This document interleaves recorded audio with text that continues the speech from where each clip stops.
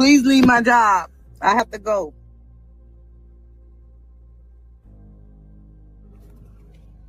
Now you were talking to yourself. Womp, womp, womp. Cry me a river. Cry me a river, lady.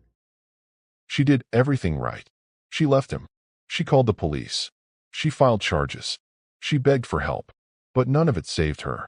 On July 11th, 2025, 31-year-old Shantae Butts was shot dead in her own home as her children hid in terror. Her ex-boyfriend, a man with a long history of violence, broke through her window and made her worst fear come true. This isn't just Shantae's story. It's the story of a system that let her down over and over again until it was too late. Before we start, take a moment to subscribe.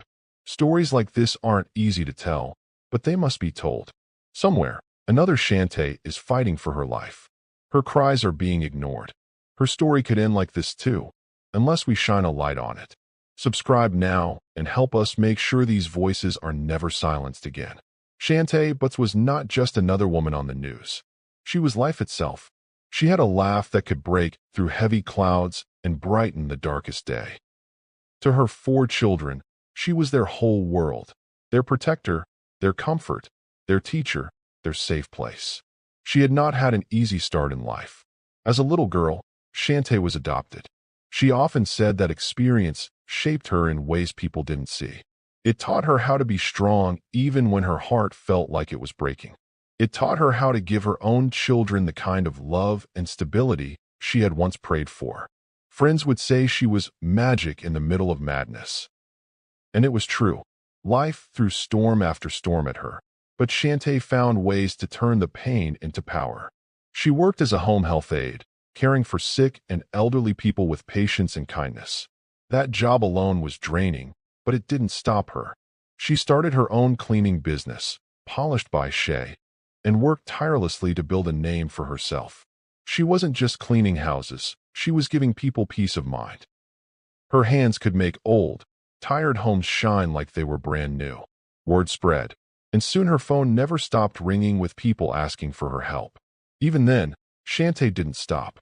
She began decorating liquor bottles with flowers and dollar bills, creating beautiful pieces for birthdays and celebrations. She wanted every little thing she touched to carry beauty, even money itself.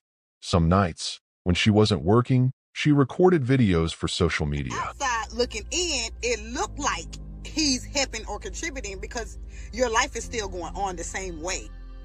Reality, you up in that bitch screaming to the top of your lungs because every time you turn around, the bill keep flying past that bitch. You gotta catch it. You gotta be the bill catcher. And the motherfucker just sleep. He may be contributing to your life, but he ain't contributing to your bills. In reality, because you so hell bent on doing for yourself, or, oh, I've been paying my bills. Nigga pay my bills. Oh, this and that. No, bitch, let him pay half. That bitch halfway contributing to all your motherfucking problems in your life. Just don't choose no bad niggas. We'll get with some niggas that we feel like, oh, they good for us, and in reality, they ain't shit. Because from the outside looking in, when you was looking at him before, he was with another bitch who was a boss. So she was handling all the way. And in reality, your ass sitting on the other side in that damn green pack motherfucker, he doing. And in reality, it's her money who funding the trips. It's her money who paying the bills. It's like it's your money that's paying for your trips and your money that's paying for your motherfucking bills. What I really, really hate, the dumbass bitches that be like, oh, she just saying that because he not with her. Bitch, is the reason why he ain't with her. See, me, I don't think I ever been in denial about nothing. One of them hoes that just be put up in the house and don't know what the fuck going on. See, I know what the fuck going on, but I am what the fuck is going on. She called herself a comedian, and people loved her for it. She spoke about her struggles with a raw honesty that made others laugh and cry at the same time. She didn't sugarcoat her life. She talked about what it was like to raise children alone. She talked about men who promised the world but brought only pain. But every story, no matter how heavy, ended with a punchline. That was Shantae. She carried her hurt with humor. Her oldest son was her partner in everything. He stood beside her like a little man of the house, helping with his siblings, holding her hand when the days felt too long. Together, they made school runs, visited parks, and shared quiet moments over late-night snacks. But even with all her hustles, Shantae's life was not easy. She was stretched thin, working multiple jobs to keep the lights on and food on the table. Yet to her children, it never felt like they lacked anything. She filled their world with laughter, love, and the kind of attention every child longs for. Shantae carried scars no one could see. She hid them well because she had learned long ago that the world doesn't pause for your pain. To her children, she was unshakable. To her clients, she was dependable. But late at night, when the house fell quiet, Shantae would stare at the ceiling and wonder how much longer she could keep going like this. She often posted videos online, speaking straight into the camera like she was talking to an old friend. "You know," she once said with a tired laugh, "some of us women, we love too hard. We give too much. We get so caught up in making a man happy, we forget to love ourselves first." Her words struck a chord with so many people because they knew she was speaking from her own wounds. Years before, she had fallen in love with a man who seemed to understand her struggles.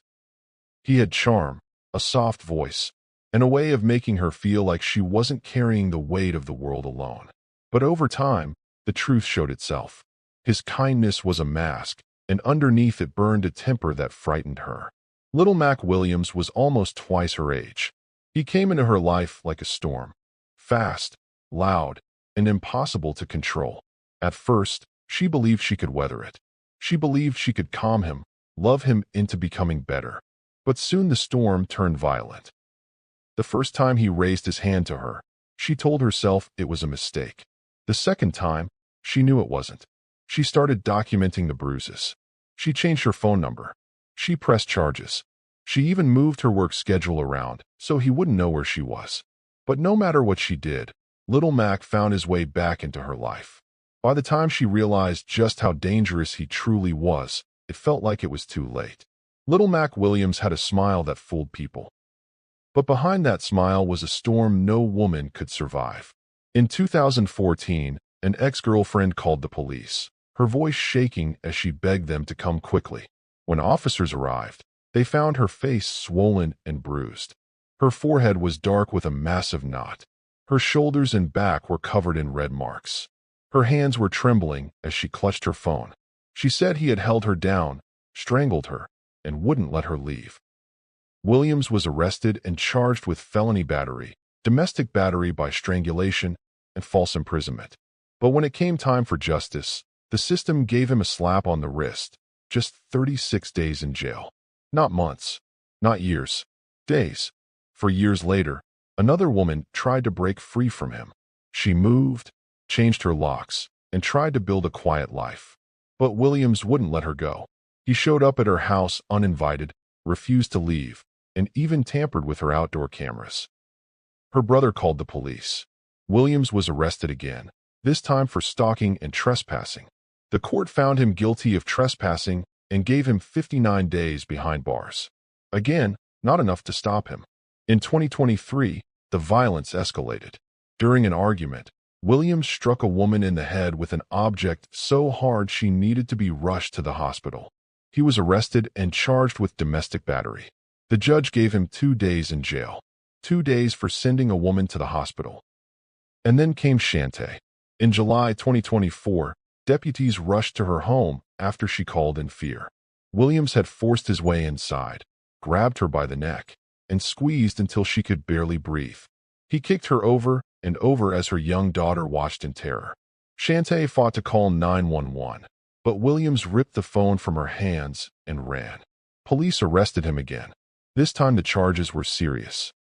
Domestic battery by strangulation, felony battery as a repeat offender, tampering with a witness, and depriving access to emergency services. He pled guilty to the top charges. The judge sentenced him to 157 days in jail and issued a no-contact order. But restraining orders are only as strong as the men they're meant to stop. By October, Williams was back at her door. Shantae called police, saying he wouldn't stop calling her and had been seen pounding on her front door. He was arrested for violating the no-contact order. In November, he broke into her house again, attacked her, and stole her phone. His felony charge was reduced to a misdemeanor. The sentence? just 66 days in jail. Shantae told friends she felt like she was running out of time. Each arrest felt like a countdown. Each release felt like another chance for him to finish what he started. By July 2025, Shantae was living like a hunted woman. Every knock at the door made her heart race. Every unfamiliar car passing by made her wonder if he had found her again. She switched jobs. She stayed in hotels. She changed her number. But no matter what she did, Little Mac always found a way back. On July 5th, Shantae reported to police that Williams had shown up at her workplace. He stood across the street, watching the gate like a predator waiting for the perfect moment to strike. That same night, her doorbell camera sent her an alert. Williams was at her home again, tampering with the camera, trying to disable the one thing that could catch him in the act. She fled to a hotel in Clewiston, terrified he would break in while her children slept. She messaged her friends late that night, her words full of exhaustion and fear. "He's going to kill me. I feel it. I can't live like this anymore." The next morning, she returned home briefly to grab clothes for the kids. But the moment she pulled into her driveway, Williams appeared out of nowhere. He sprinted toward her car, screaming threats, his face twisted with rage. Shantae didn't hesitate. She slammed the car in reverse and sped off, her hands shaking on the wheel. She called 911 and told the dispatcher, her voice breaking, "He's going to kill me. I know he is." Deputies issued a warrant for aggravated stalking, but it was too late. Williams had already decided how this story would end. On the night of July 11th, Shantae's son was playing video games when he heard glass shatter. His blood ran cold. He grabbed his younger siblings and told them to hide in the closet. Then he crept down the hallway. He saw Williams, his mother's ex, standing in the bedroom, yelling, "Where's your mother?" before the sound of a gunshot ripped through the house. "Mom's been shot," the boy screamed into the phone as he called 911, his voice trembling with panic. When deputies arrived minutes later, Williams was lying in the road, hands behind his back, surrendering like the coward he was. Inside the home, they found Shantae on the bed, unresponsive. Her boyfriend had also been shot in the chest, but was still alive. Shantae's children, 6 of them in total, were huddled together, crying in the dark. The woman who had done everything right, called the police, pressed charges, moved, begged for protection, was gone. The night was quiet in Belglade. The children were winding down, some already asleep, others trying to stay awake a little longer. Inside their small home, everything seemed still. But outside, danger was moving closer. At 11:47 p.m., the sound of breaking glass shattered the silence. Shantae's oldest son heard it first, the sharp crack of a window splintering. His heart started racing as he ran to the bedroom where his mother and her boyfriend were resting.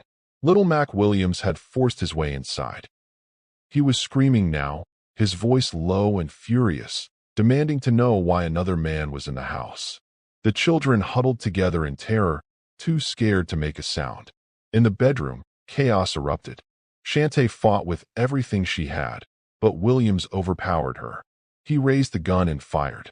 The bullet struck her, and she collapsed onto the bed. Her boyfriend tried to intervene. Williams turned on him and fired again, hitting him in the chest. In the living room, the children's cries grew louder. The oldest boy grabbed his phone and dialed 911, his voice shaking as he whispered into the receiver, "My mom's been shot.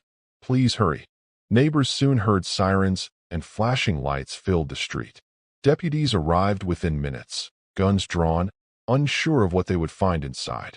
They found Williams first, lying in the road, hands behind his back, surrendering without a fight. Inside the home, the scene was haunting. Shantae was unresponsive on the bed, her lifeless eyes staring at the ceiling. Her boyfriend, bleeding heavily, was barely holding on. 6 terrified children were rescued from the house. A neighbor, who had rushed over after hearing gunfire, later said, "I'll never forget her eyes, how she looked at me, like she didn't expect this to happen." The medics tried everything, but Shantae was already gone. She was declared dead at 11:58 p.m. Her children's lives had been changed forever in the space of minutes. Her oldest son stood still, clutching a stuffed animal he had outgrown long ago. He was the boy who had called 911, who had hidden his siblings, who had watched his mother's final moments. The sound of the gunshots replayed in his mind every time he closed his eyes. Her 4 youngest children were too young to understand why their mother wasn't coming back. They asked questions no one could answer. When is Mommy coming home? That night, Williams was arrested and charged with first-degree murder, attempted murder, and possession of a firearm as a convicted felon. In the courtroom, he showed no emotion as the charges were read. But no sentence could undo the wreckage he left behind. People asked how this could happen. Shante had done everything right. She left him. She called for help. She begged the courts for protection. And still, it wasn't enough. At the vigil, a domestic violence advocate spoke softly. We tell women to leave. We don't tell systems how to protect them after they do. Shantae's story was more than another headline. She was a mother, a daughter, a fighter. She deserved safety. She deserved a future. Instead, she got a body bag and a belated felony charge for the man who stole her life. If this story moved you, don't let it stop here. Hit subscribe and join us in honoring the lives of women like Shantae Butts. Mothers, sisters, daughters, whose voices were silenced too soon. Every share, every click, every subscription keeps their stories alive and reminds the world they mattered. Don't scroll away. Be part of the change.